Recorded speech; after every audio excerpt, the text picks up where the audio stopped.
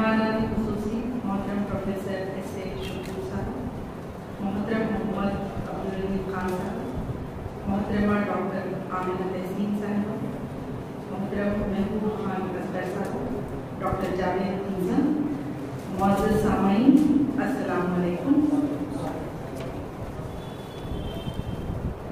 Mirza Ghalib academy Hyderabad के ज़ेर एहतमाम इस मखसूस अदबी नशिस्त बउनवान मोहतरमा कमर जमाली का सफ़र फ़िक्र फ़न के लिए सबसे पहले मैं मिर्ज़ा गालिब एकेडमी के ज़िम्मेदारान और खुसूसन महबूब खान असगर साहब की खिदमत में मुबारकबाद पेश करती हूँ कि ये तहनीती जलसा बर वक्त मुनक़्क़द हो रहा है।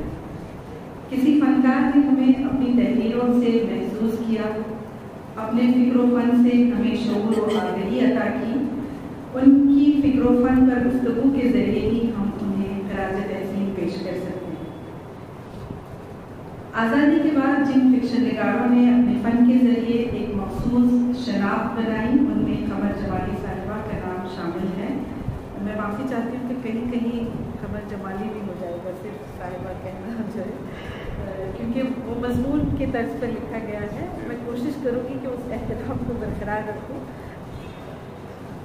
इनका फ़न जितना बसीरत अफरोज़ और वसी है, इनकी शख्सियत भी उतनी ही अजीम है। आप मोहब्बत और शफ़क़त का पैकर हैं। तहसीलदार जैसे बड़े सरकारी ओहदे पर फाइज रही हैं। अदब की दुनिया में भी एक ख़ास मुकाम और मर्तबा रखती हैं। इसके बावजूद ऐसा इखलास, ऐसी इंकिसारी उन तहसीली कदरों का एहसास दिलाती हैं जो माज़ी क़रीब के हैदराबाद की पहचान हुआ करती थी।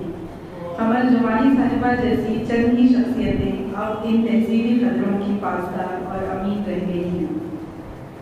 मैं अपने आप को खुशकिस्मत समझती हूँ कि मुझे आप जैसी रोल मॉडल खातून से मिलने, कुछ वक्त साथ गुजारने और अदबी महफिलों में आपको सुनने का मौका मिला।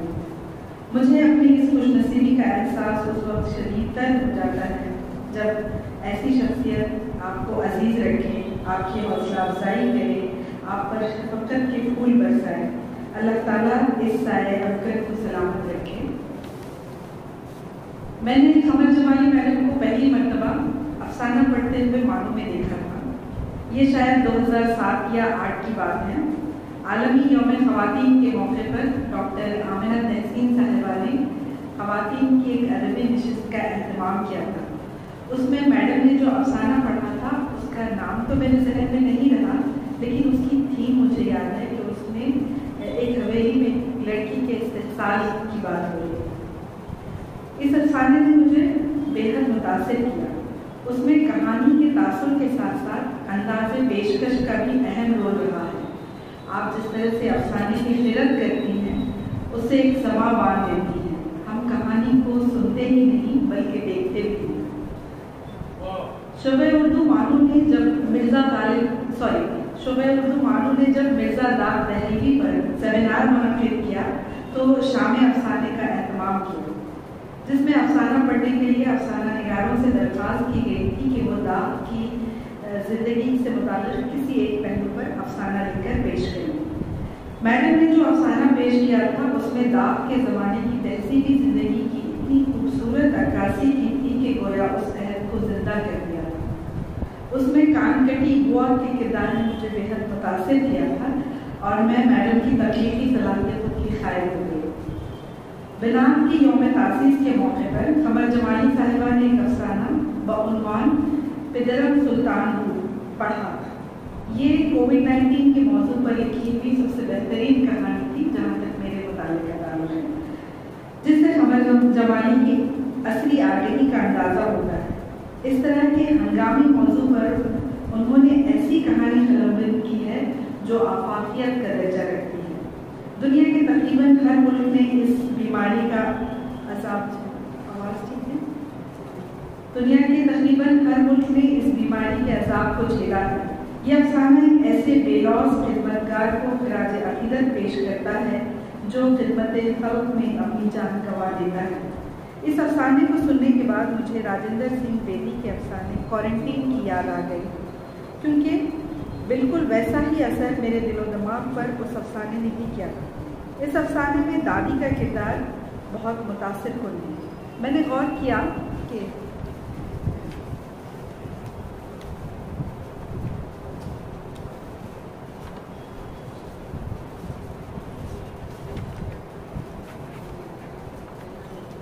मज़कूरा वाला अफसानों में उनकी निसाई हिस्सियत या फेमिनाइन सेंसिबिलिटी जिसको हम कहते हैं ज़ेरी लहर के तौर पर मौजूद है। उन्होंने औरत को घर की महदूद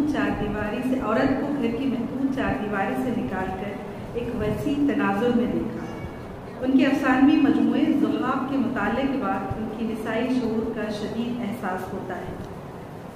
ज़ुहाब के अफसानों में ख्वाब, आँखें और ताबीर, तेरा नाम क्या है, इब्ने आदम, कन खजूरा, लाइफ लाइन ऐसे अफसाने हैं जिनके मौज़ूआत का ताल्लुक़ औरत और उसकी ज़िंदगी के मुख्तलिफ मराहिल और मसाइल से है।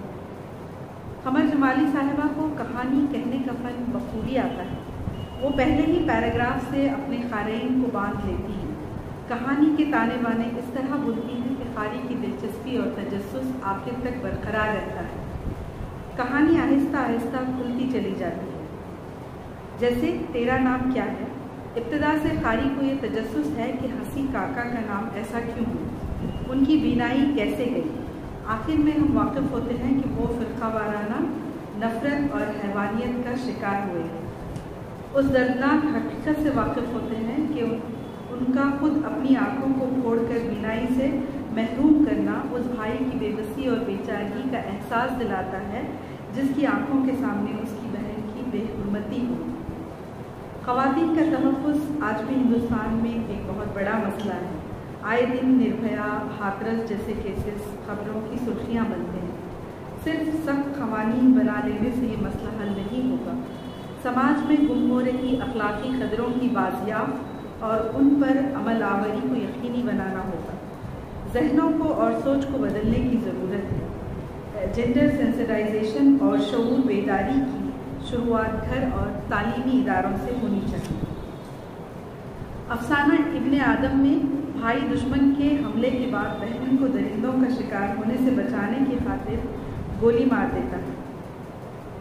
इन दोनों अफसानों में क़मर जमाली ने विक्टिम के फैमिली मेम्बर्स के मेंटल ट्रॉमा पर बात की है जिससे वो ज़िंदगी भर गुजरते रहते हैं। लाइफ लाइन में मुसन्निफ़ा ने समाज की तंगनज़री और उस माइंडसेट को मौजू बनाया है जहाँ एक सिंगल मदर को मशकूक निगाहों से देखा जाता है।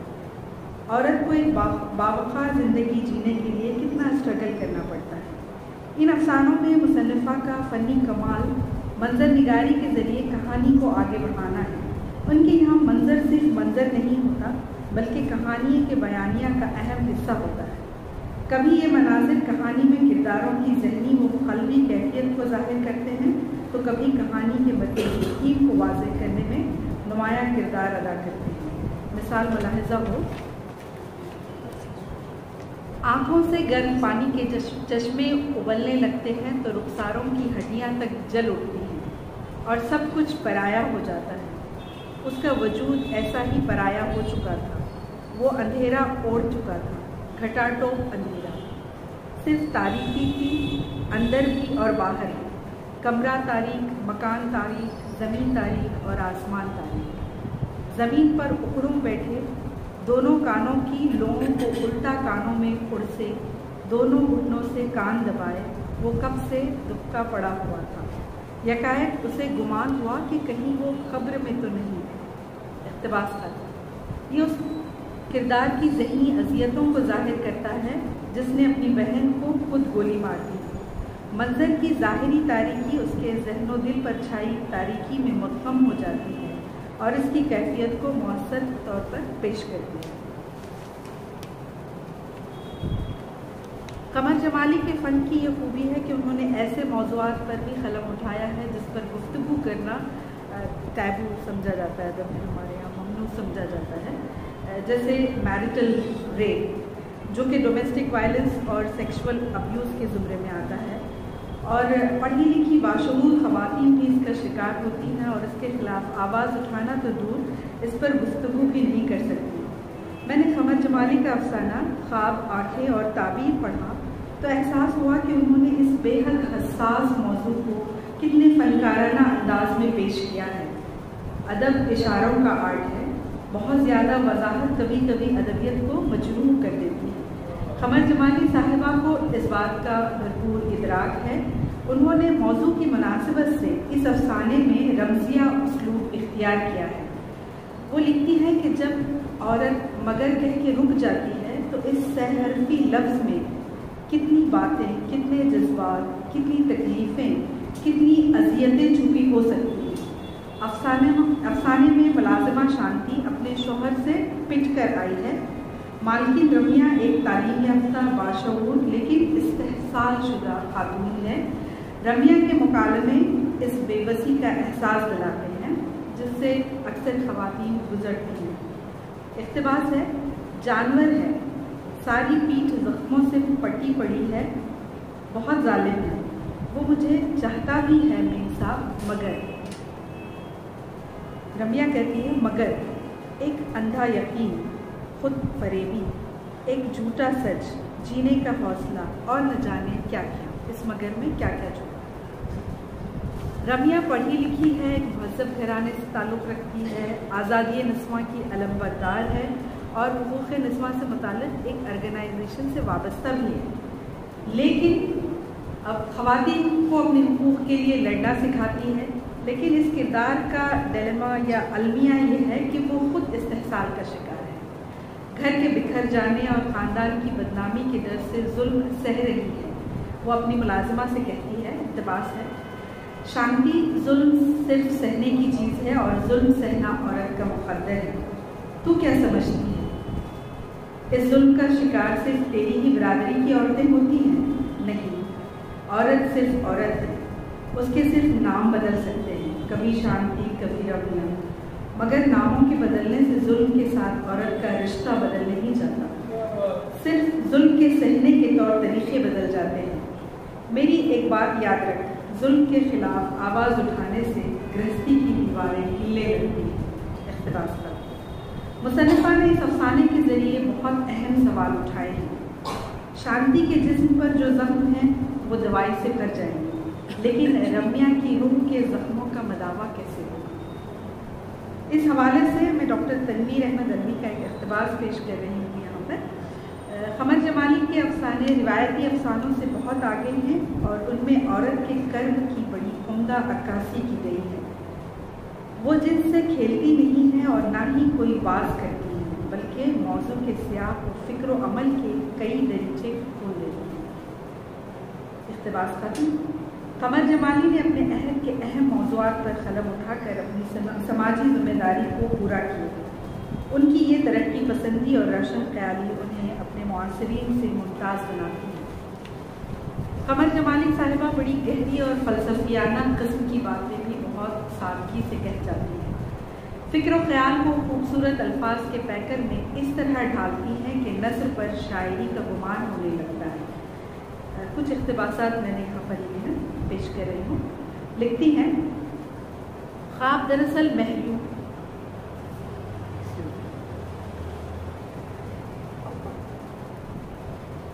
دراصل محرومیوں کی تعبیر ہوتے ہیں. یہی وجہ ہے کہ سب کچھ الٹا الٹا دکھائی دیتا ہے. شانتی، جو چیز ہم زندگی میں حاصل نہیں کر سکتے وہ خواب میں حاصل کر لیتے ہیں.